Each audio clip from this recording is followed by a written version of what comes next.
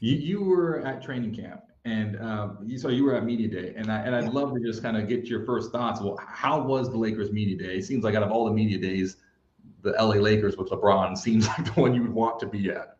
Yeah, it was that or Brooklyn. Those were the two where it was going to be a show. It's performance art as much as anything else. Like everybody knows what the questions are going to be. Everybody kind of knows what they're going to get asked, and so it's we I think Ben Simmons got a lot. Look how good he's looked, at media day, and he did the JJ Redick podcast and sounded calm and ready for the season, and that's great. And I think the Lakers were good at that. Everybody, Darvin Ham kept preaching defense and toughness, and you're not going to play if you don't play defense. And Russell Westbrook said he was fully committed to defense. And Anthony Davis said he wants to play 82 games this year. Good luck with that one. I'd bet the under on that one.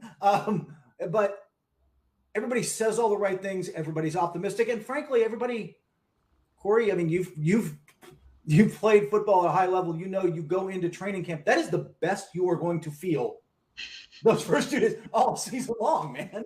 That's true. You feel okay. Yeah, no, you're right. There's this rebirth of hope it's the most beautiful thing where everyone just seems like so full of hope at that moment, and then it just kind of all goes downhill for the vast majority of teams. But it's true, one thing that's kind of stood out to me. Actually, before we get there, I would love to know what are you find most exciting heading into this training camp? Where are your eyes going? Which teams?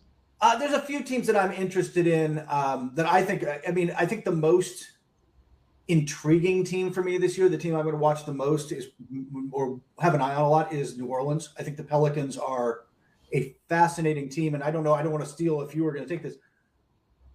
Zion showing up and looking in shape, and yeah, he can dunk, but he's dunked all the Instagram dunks are like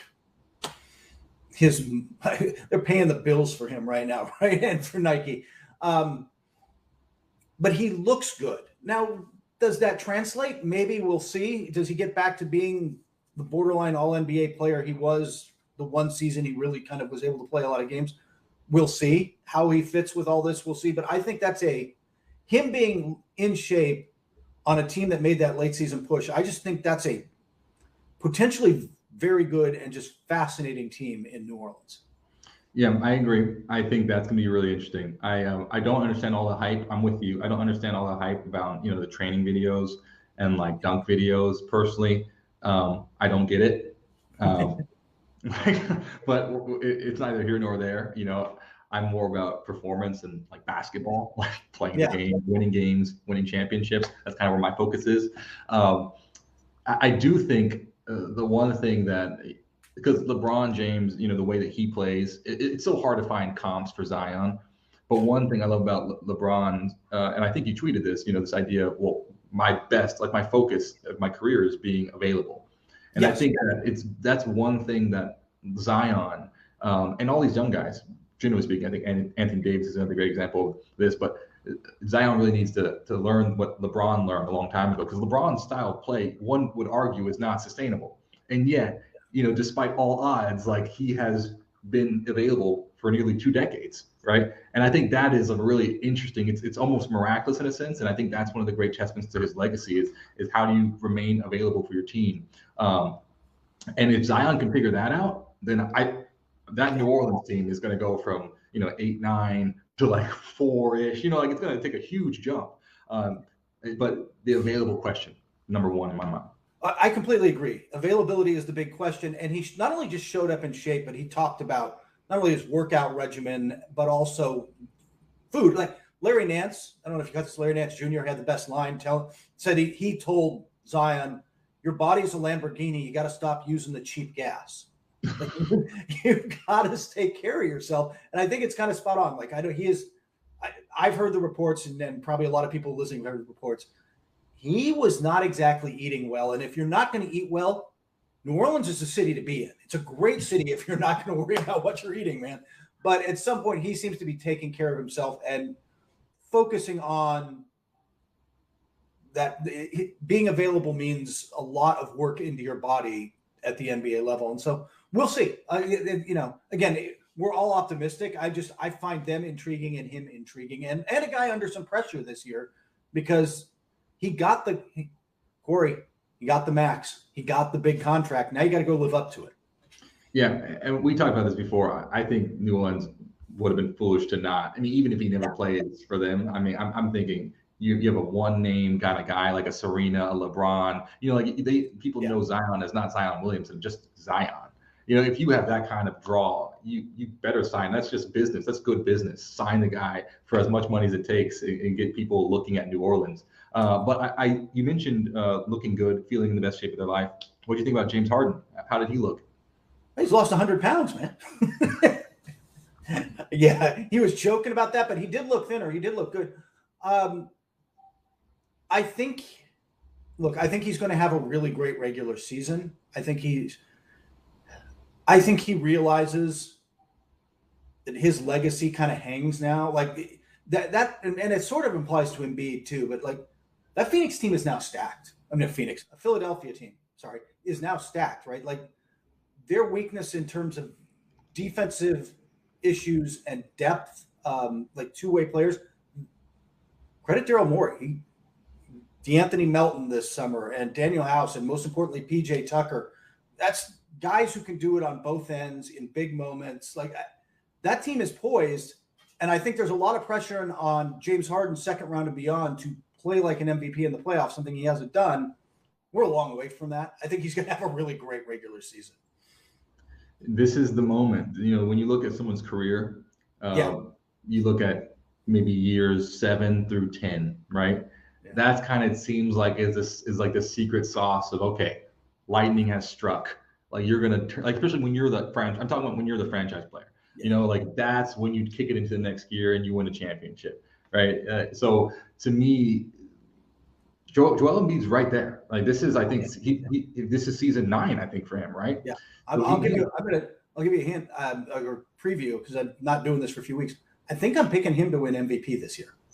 Wow, I mean, it's like because he's knocking on the door. He's been knocking on the door the past few years now, and I think he's starting to understand. Like in the NBA, it's like most things in life. You have to fail many times before you get to that spot, and being able to be second or third consistently. Now you know what it takes to be an MVP, and we're seeing him elevate his game every single time, every single year. So I do think this is like the critical moment. If Embiid is going to be the franchise player who takes the 76ers to the next spot, we're here. We're in the year 9, year 10, year 8. This is the window that great players get it done. So in that sense, my eyes go to Philadelphia, and not for Harden, but for Embiid. Yeah, I think that's legitimate. I don't think if you're Embiid or Harden for that matter, you just don't have an excuse anymore, right? Like this team is absolutely good enough if you're good enough. And what about Brooklyn? Because we heard, it seems like drama, is the words. We're not talking about the Bucks, for instance. We're not talking about the Warriors. Like the most like drama that comes out of Milwaukee is like Giannis's dad jokes. It's like it doesn't even drama. That's just fun. So it's almost like those are the teams that and the biggest drama out of Miami is Jimmy Butler's hairstyle. But like for Brooklyn to have this much talent, and it's kind of like. It's almost as though it's like musical chairs, but it's like everyone somehow found their spot again. And it's like, I don't know if I feel comfortable with this team, this configuration at the current moment. What do you think about what Steve Nash said about, Kevin Durant and how and them hashing things out and Kyrie's recent comments as well? Yeah, everybody's saying the right things. Everybody, again, it's media day. Everybody knew the questions were coming. They're like, hey, I want to be here. We want to win. And there's pressure on Kyrie Irving this year. He's in a contract year. He found out the hard way that the market for him wasn't what he thought it was. The Lakers are still interested. There will be other teams interested if he goes out and Corey, guy's fully capable of an all-NBA season, right? Like he is capable of being a top 6 guard in this league this season easily. He's that good. So I think that part of it is there. There's some pressure. All right, back to the Lakers for half a second. Patrick Beverley was really honest at one point in the press conference. I don't think this got enough play. He came out and said, Lakers weren't mentally strong last year. We felt like we could break their will and beat them. Like they weren't. when adversity hit them, they weren't going to bounce back. And that is what Darvin Ham has to change. That's what Patrick Beverley feels he has to change in LA. It was very much the same thing in Brooklyn, wasn't it? Like, it was not that hard to break them mentally. Has that changed?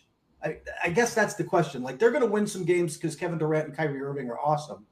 But when that team hits adversity, what happens, Corey? They turn to the bench for leadership, and I think that's the issue. You know, like when you have this is one the Kevin Durant's comments recently kind of blew my mind. You know, not as much as Barbra Streisand and Funny Girl. I wasn't. No. I want to have. That's a whole nother level of mind blown. But my mind was blown, and I was a little disappointed in the sense that when I was following Kevin Durant, because I mean, he went to Texas. You know, like I'm a huge like he's like I'm from Texas, like. My brother went to school there. Like I followed him for a long time. And it seemed as though last year was the year that I saw him take a step forward as far as leadership is concerned, right? From being like one of the top assassins in the game of like a hired gun where you can just join the team, be finals MVP, be like an unbelievable scorer, be an unbelievable player, a Hall of Famer on any team you want, to being a franchise player in the sense of like what we see like a Steph Curry being, or, like what Luka is becoming, he's blooming into, but what Giannis is, like a guy that you can build a team around and be the voice of a team and to set the culture of that team. It seemed like he was starting to fill that space, especially in the absence and void of Kyrie Irving. And then this year to start it off, first of all, this offseason frightened me because that was like a deviation of what a franchise player would do. And then the second thing, which is jump ship when you don't think the team is going to, do well after signing an extension. That's like, you don't do that as a franchise player. The second thing is that the comments he made of saying, look, like I've been on championship teams, and when the star players are out or there's an injury or whatever, people deal with injuries. The team finds a way to win. And, people like Golden State have done that. But when we lost 10 or 11 in a row, that was concerning to me. It's like, well, you're the franchise guy. You were the one who's supposed to fill the void there and bring everyone up, right? And encourage the team, not sit there and take notes and be like, ooh, it's not looking good for us. Maybe I should look elsewhere to take my talents. So that was a big step back, I think, in terms of leadership for Brooklyn. And Kyrie Irving, like you mentioned, he's in a contract year. I think he understands the market now. It's very sober. It's very blunt. And I think it's not necessarily like what's best for Brooklyn. It's like, I need to play well if I want to keep playing basketball. And get paid the amount of money that I think I deserve. I think there's going to be a huge leadership void in Brooklyn again. And I mean, unless somebody changes, and right now it doesn't seem like Kyrie is going to change. It doesn't seem like KD is stepping in that direction. And I think you're going to see a similar scenario this year, unfortunately. Yeah, I'm with you. I think ultimately my feeling on Brooklyn is they're going to be a good team, but push comes to shove at the end of the year against the potential of Boston. We talked about them, but Milwaukee is going to be very, very good. Like, we can go down the list. Miami, Miami's going to get everything out of the guys they've got. Philadelphia, are they ready to push through to win against those guys? And I'm not convinced when adversity hits them this season. By the way, I don't know if there's a team with more train wreck potential. Like, if you told me the wheels had come off this thing by Christmas and they're trying to trade everybody, I'd be like, that could happen too. I mean, it's not even, and that's another thing that is just so shocking to me. It's not, it would not be surprising. No, it would not be surprising. I want to get your take on Kawhi Leonard and the Clippers, because I know you're high on the Clippers. I know you think I'm very high on the Clippers. So why are you so high on the Clippers? Incredible depth to get them through the regular season. Yes, they've got Kawhi Leonard and Paul George back and healthy, and they are going to need those guys. I'm a big believer in, jumping way ahead to the playoffs, I'm a big believer in teams with elite two-way wings being a real problem in the postseason. Jason Tatum and Jaylen Brown proved that for the Celtics last year. I think Kawhi Leonard, healthy, peak Kawhi Leonard or close to it, and Paul George are a better version of that. And then that team is just surrounded with versatile. You want to go big? We've got Zubac. You want to go small? We'll space you out with Markieff Morris. We've got Luke Kennard, who might struggle to make the rotation. Point guards, we can go. John Wall is in there, and Reggie Jackson now. Like, they just have rejuvenated John Wall. Yeah. I just think that team has the versatility and depth to get through the regular season. I mean, they were the 8th seed last year with no Kawhi Leonard and Paul George being, I think he played like a third of the season, give or take. I don't remember the number of games, but like he didn't play that much, and they were still, because of their depth, like just tough to beat night after night. I think they're very much a lunch pail team that's going to be Look, I don't think they're focused on the regular season in the sense that like there's a lot of load management with Kawhi and Paul George, but they're deep enough that they're going to be good this year. And Leonard just being there at the start of the year, to me, this is probably, I don't know if it's the team to beat. The Warriors are the team to beat in the East, West until proven otherwise. They bring back a core that has 4 championships and they won it last year. You've got to beat the Warriors, but I think the Clippers are the one team capable of reaching that level. And the Warriors also have a promising young talent that continues to get better and better and better. So I think the Warriors are by far in the best position. I will say the Dallas Mavericks, to me, I think could take another quantum leap. Obviously, Luka. But one thing that I find really interesting is that pairing. You saw it in the WNBA, right, with Kelsey Plum and Becky Hammon, right? And it's just like the perfect pairing for that ended up in a championship. You know, because you already had Asia. You already had that, Asia Wilson. But that Kelsey Plum, and you already had Chelsea Gray, which is like, that woman is so clutch. Like, I want her on my team every time. I mean, yeah, she's clutch. But the thing that Jason Kidd, I thought, brought to Luka, which is really rare in any profession, but especially professional sports, is mentorship, right? You have a Hall of Famer who can teach you and guide you and be your coach. That's what I thought Steve Nash and Kyrie would have, right? That's what I thought. Actually, you kind of saw that as well with Steve Kerr and Steph to a certain extent too. Like, what a beautiful pairing that was. You saw Coach Popovich and Tony Parker, and Tim Duncan. Like, there's always that really strong bond between that coach and player.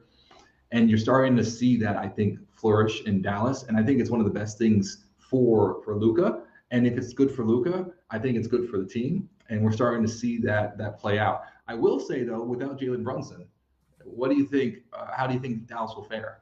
First off, I'm with you on Luka. I think he's going to have a monster season. Like every season he had. I'm like, I don't know what the next level from where he's been is, but I mean, the other part of it, he's admitted his conditioning hasn't been where it needed to be. I mean, outside of I've worked out all off, the Instagram videos and working out all offseason. He's coming out of Eurobasket, where he has played deep into Eurobasket, leading his country like that. It's kind of like the guys coming out of the Olympics last year. Draymond and some guys just kind of came in on a high, came in fired up and played great at the start of the season. I don't think we're getting the Luka slow start this year. I think he is hot out of the gate. The Brunson thing worries me more. That worries me more than some people, though. I mean, I think that, look, they've done some good stuff. Christian Wood, I like a lot, and I think he brings something inside. They get Tim Hardaway Jr. back for most of the season, hopefully. They didn't really have him last year, but in this league, especially against the good teams, I can load up defensively on Luka, and Luka's still going to get his. I'm just going to make it really difficult on him. You've got to have that. Look, you got to have Chris Middleton and Drew Holiday next to Giannis Antetokounmpo, or you don't win a ring. I just don't know where that is for Luka right now. They've got a lot of nice players. I expect him to be phenomenal. I think they'll have a really strong regular season. I'm not sure they're quite. Brunson really took a load for them and played fantastically when Luka was out, but also his threat as a secondary playmaker. I'm just not sure how they replace that right now. Yeah, it's going to be interesting. I think they're in the lore building phase, just like the Celtics were for a while there, So I think that's kind of where Dallas is. But still, I think it's going to be a big leap forward for them.